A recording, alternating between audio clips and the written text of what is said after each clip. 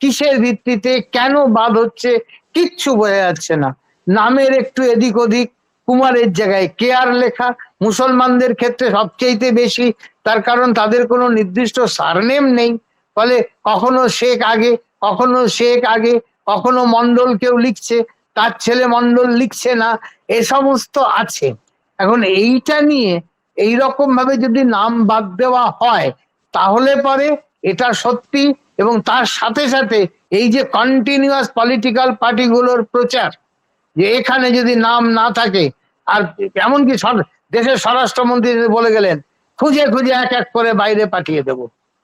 এই যে ভয়ানক মানে মর্মান্তিক একটা রাজনৈতিক প্রসেস এখানে চালু হলো, সেদিন তো স্বরাষ্ট্রমন্ত্রী অত্যন্ত দায়িত্ব জ্ঞানহীনের মতো একটা মন্তব্য করে চলে গেলেন। যতই তিনি পলিটিক্যাল পার্টির কাজ করুন, তিনি দেশের স্বরাষ্ট্রমন্ত্রী, তার মুখ দিয়ে যে কথাটা বেরোয় সেই কথাটার গুরুত্ব মানুষের কাছে অনেক।